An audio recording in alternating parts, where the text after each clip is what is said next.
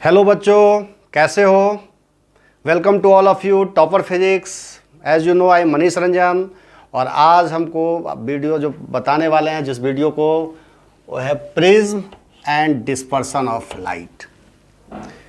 इससे पहले वीडियो हमने डिफेक्ट्स ऑफ विजन पर न्यूमेरिकल्स, उससे पहले human I and colourful world, और अब थोड़ी बहुत ही इंटरेस्टिंग जनरल नॉलेज वाली बातें होगी।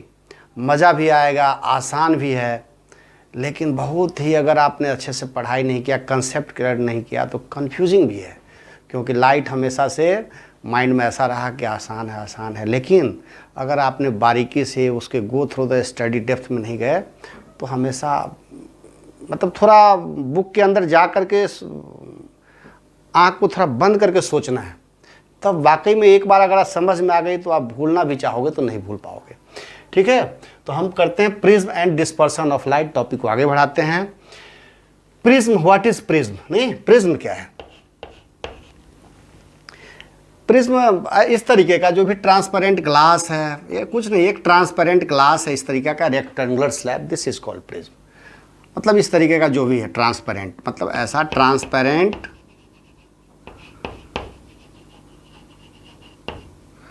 Triangular shape, triangular glass is called prism. पूछ सकता है definition, what is prism? A triangular glass slab, transparent glass slab is called prism. Prism आप किसी भी तरीके का हो सकता है, लेकिन ट्रांसपेरेंट होना चाहिए, जिसकी हम बात करते हैं। अब इसका डायग्राम देखोगे बुक में तो इस तरीके से कभी कभी बुक में बनाया गया है, नहीं ऐसा रखते हैं, फिर ठीक है, फिर ऐसा रखते हैं, इससे इसको ऐसे मैचिंग कर देते हैं, ऐसे मैचिंग कर देते हैं, ऐसे कर देते हैं 3D में। तो हम उसकी बात नहीं करेंगे। जनरली जो बुक में दिखाया गया है ये यही डायग्राम है, इसको बुक में हम इसी तरीका से रिप्रेजेंट करेंगे। तो प्रिज्म का डिफिनीशन हो गया।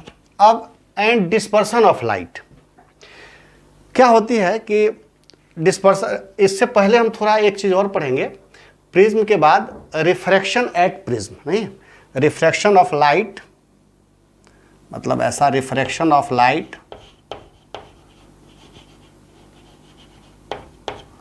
रिफ्रैक्शन ऑफ लाइट, इसको थोड़ा जानना जरूरी है। थ्रू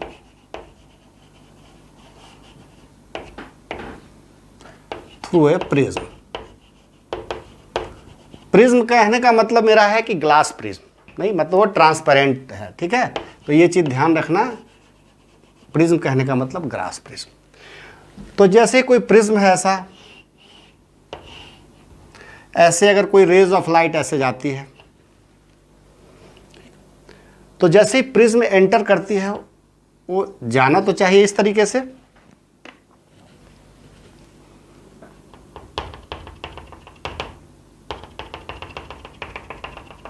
ऐसे जाना चाहिए था। ये इंसिडेंट रेज है, दिख रहा है, इंसिडेंट रे जाना चाहिए था उसको ऐसे, लेकिन वो क्या करेगी, इस तरीके से चली जाएगी ऐसे। और फिर चूंकि ग्लास में क्या होती है वो, मतलब अपने रास्ते से थोड़ा इस तरफ बेंड हो जाती है। अब बेंड होने के बाद देखो यहाँ पर एक नॉर्मल हो जाएगा ऐसे करके, नहीं। और क्या होती है कि जब when a rays of light, मैं बहुत अच्छे तरीके से रिफ्रैक्शन पढ़ा है, when a rays of light passes from denser to rare है, ये डेंसर है, ये एयर है, तो ऐसे ऐसे भागेगी वो। जाना तो चाहिए था ऐसे, लेकिन वो भाग जाएगी ऐसे। ठीक है, तो सच मतलब देखो, ये जाना था ऐसे, जाना था नहीं, लेकिन चली गई ऐसे, तो ये रेज हो गई emergent ray.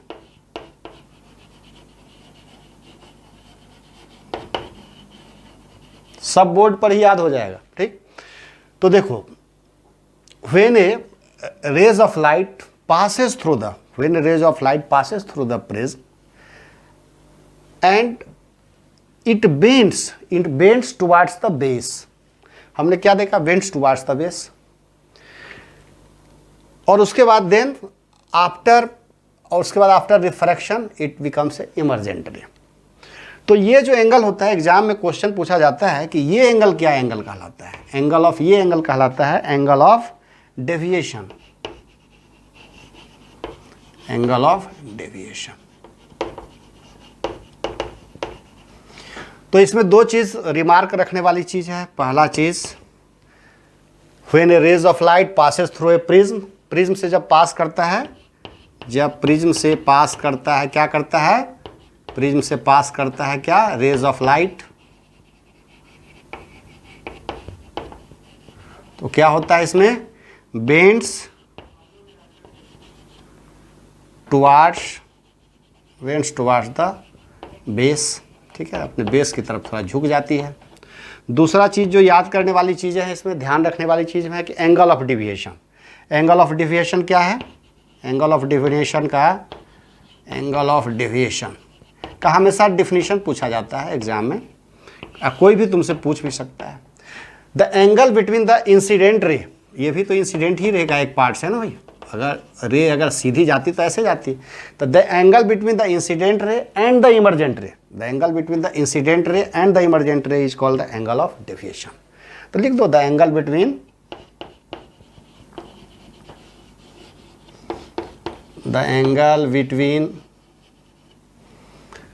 Incident ray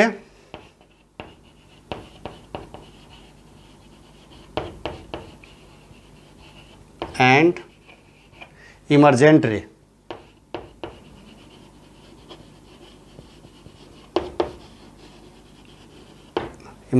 is called angle of deviation. और ज़्यादा डिटेल पढ़ेंगे लेकिन क्लास 12th वगैरह में जाकर के, ठीक है। तो अभी 10th में ये भी जितना एनसीईआरटी में दिया गया, जो बोर्ड के एग्ज़ाम और रिफ्रेशर के तरीके से जो भी ज़रूरत है वो बता दे रहा हूँ, ठीक है। तो इतने को ध्यान रखो। तो एंगल ऑफ डेविएशन हो गया। अब हम पढ़ेंगे, अब नेक्स्ट टॉपिक रहेगा डिस्पर्सन ऑफ लाइट। ये इस पर बेस्ट क्वेश्चन होते हैं, तो लिखो dispersion of light, dispersion of light.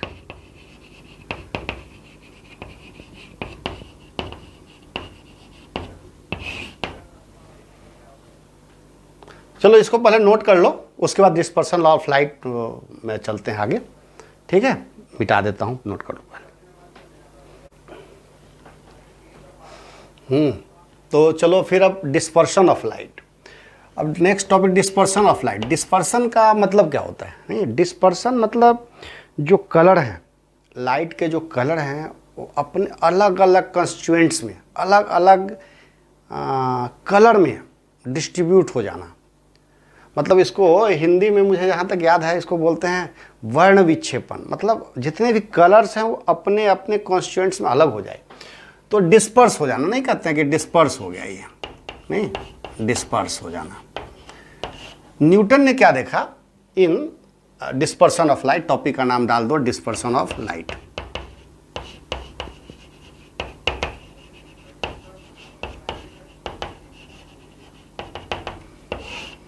इन 1665 में न्यूटन सर ने क्या देखा कि इतने बड़े साइंटिस्ट में सर लगा दो, वैसे उनका नाम भी अपने आप में सम्मान है, ठीक है। तो इन 1665 में न्यूटन ने देखा कि जब भी कोई व्हाइट लाइट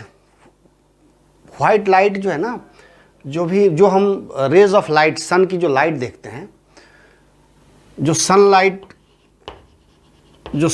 है, उसी को जब बुक पढ़ोगे तुम भी, एनसीईआरटी या कोई भी रिफ्रेशर, उसी को कहा गया है व्हाइट लाइट, ठीक है ना, व्हाइट लाइट। तो उन्होंने देखा कि ये व्हाइट लाइट ऐसा कुछ नहीं है, ये तो अपने आप में एक 7 कलर का कॉम्बिनेशन है। मतलब उन्होंने देखा ये व्हाइट लाइट ऐसा कुछ नहीं है, it is a mixture of 7 colours.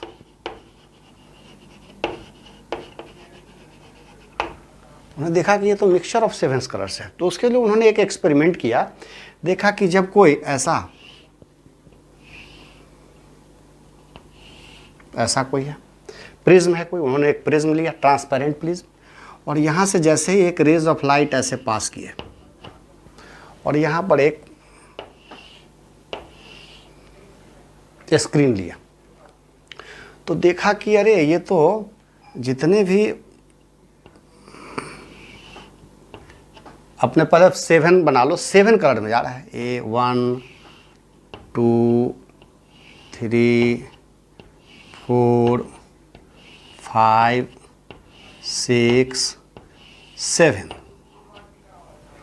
इसका उन्होंने नाम दिया, ऐसे नाम लिख देता हूं, VIBGYOR। इसको हम लोग बोलते हैं ऐसे VIBGYOR। बहुत ही फेमस चीज़ है, सबको आता भी होगा, लेकिन फिर भी मैं लिख दिया हूँ विवजोर। नहीं, V से वायलेट, ये तो जानते ही हो, Indigo, blue, green, yellow, orange और रेड। ठीक है।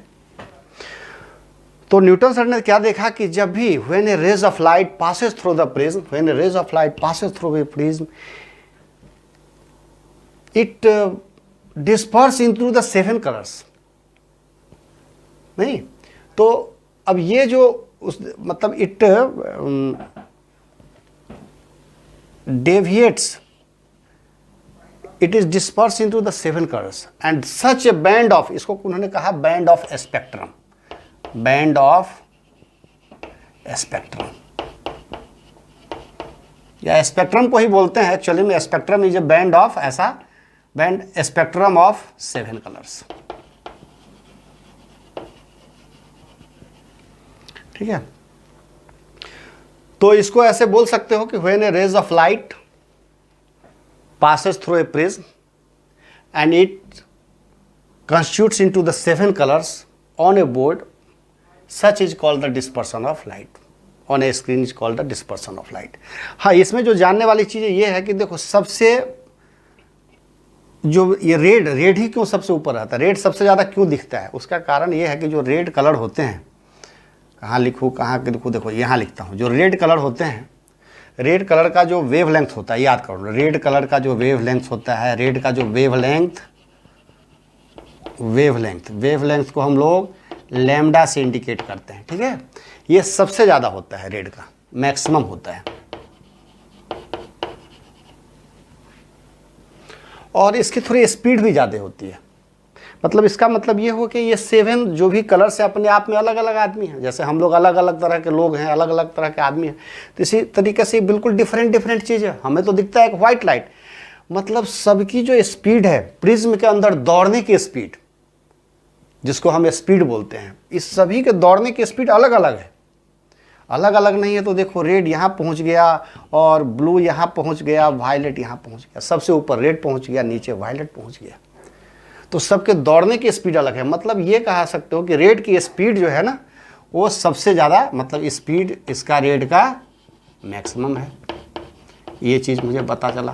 फ्रीक्वेंसी की अभी बात नहीं करूँगा, कन्फ्यूज है, ठीक है ना।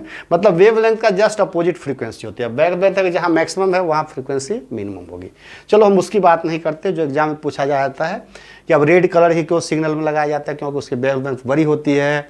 कोहरा, कुहासा, फॉग, मिस्ट जब भी रहे ठंड की दिनों में, रेड कलर दूर से ही दिख जाती है, क्योंकि उसके वेवलेंथ बड़े होते हैं, वेवलेंथ मैक्सिमम होता है। ठीक, चलो अगला मैं नेक्स्ट टॉपिक पढ़ेंगे तो उसमें और अच्छे से बताऊंगा रिफ्रैक्शन के बारे में, एटॉमिक रिफ्रैक्शन के बारे में। तो ठीक है, इसके बारे में जान गए। इन द सेम वे इसका देख लो, जो ये है वायलेट का क्या होगा,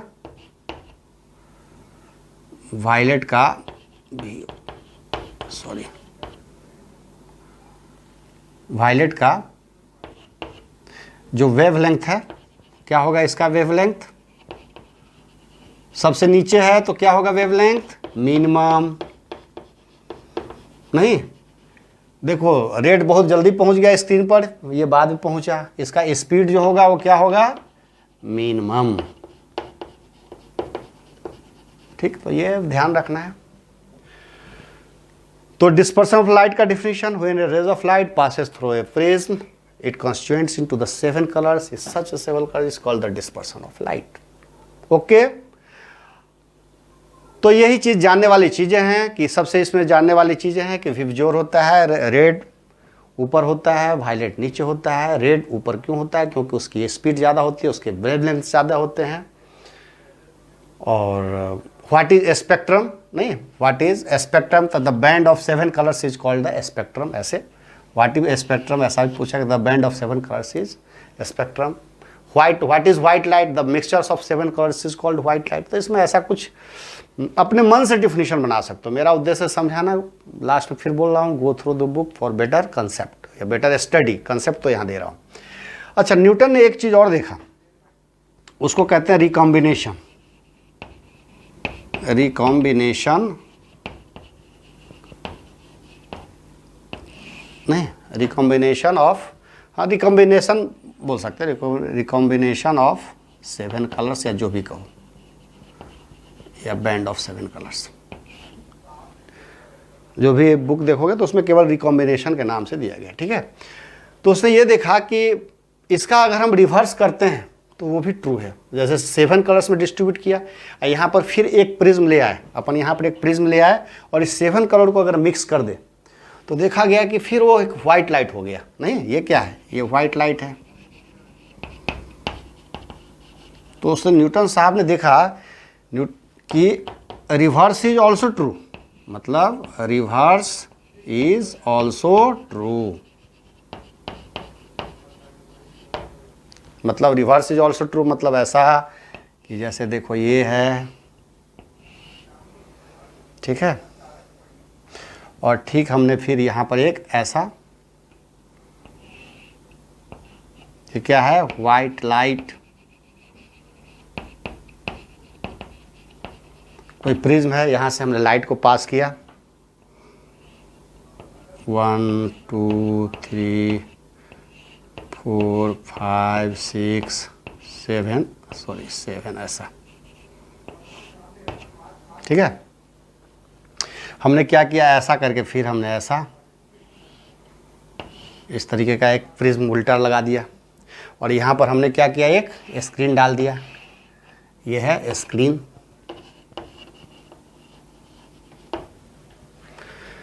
तो हमने क्या देखा? ऐसे 2 3 4 5 6 7 ऐसा। यहाँ देखो,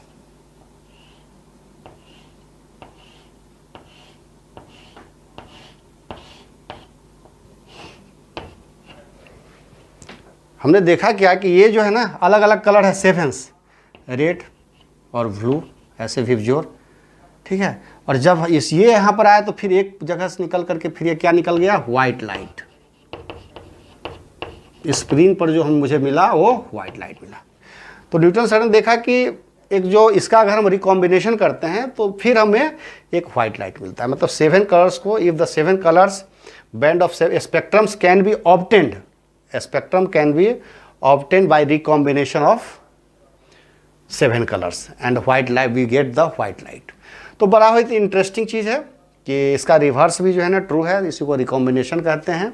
when the constituents of 7 colors is recombined and the image is formed on the white screen on the screen and we get the white light is called the recombination of 7 colors, ठीक है।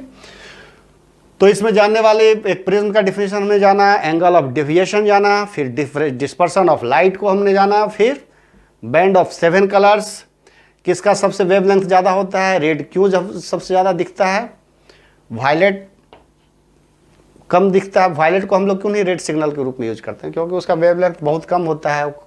जब fog और mist का समय होता है ठंडे में तो दिखाई नहीं देगा, फिर एक्सीडेंट हो जाएगा। नहीं, तो रेड का सबसे ज़्यादा वेवलेंथ होता है, स्पीड भी उसकी ज़्यादा होती है। फिर रिकॉम्बिनेशन करने से मुझे ये पता चला कि जब हमने 7 कलर्स को एक साथ मिलाया तो फिर वो वाइट लाइट आ गया। ये सब चीज़ बस ज़रूरी है क्योंकि जो नेक्स्ट टॉपिक है रेनबो का फॉर्मेशन, ठीक है, एग्जाम में पूछ जाता है कि रेनबो इसका बहुत बड़ा एग्जाम्पल है कि जब प्रिज्म जो वाटर होता है वो एक प्रिज्म की तरह काम करता है और जब उससे रेज ऑफ लाइट पास करती है तो इसी तरीके के 7 कलर्स में वो डिस्ट्रीब्यूट हो जाती है। और वहाँ कुछ और भी होते हैं, टोटल इंटरनल रिफ्लेक्शन वगैरह, तो एक चीज़ को अच्छे से बता दूंगा, फिर तुम सब चीज़ को एक्सप्लेन कर दोगे कि मिराज कैसे बनता है या why the sky appears blue. तो ये सब चीज़ है थोड़ा। तो मेरा नेक्स्ट टॉपिक रहेगा रेनबो का फॉर्मेशन रहेगा, उसमें हम टोटल इंटरनल रिफ्लेक्शन के बारे में बताएंगे, एकदम डिटेल में थोड़ा जाएंगे। मतलब चाहो तो रेनबो मैं 5 मिनट में यहाँ बता सकता हूँ कि when a rays of light passing through the water, the suspension the water which is suspended in the airs and the it such a water acts like as a prism, and when a rays of light passes through the water, then it constitutes into the 7 colors, as such a formation is called the rainbow। ऐसा बोल सकता हूँ, लेकिन वो उतना अच्छा नहीं होगा। अच्छा है कि थोड़ा रेनबो को अच्छे से डिटेल में पढ़ा जाए। तो चलो हम, ठीक है, इसको नोट करो। All the very best.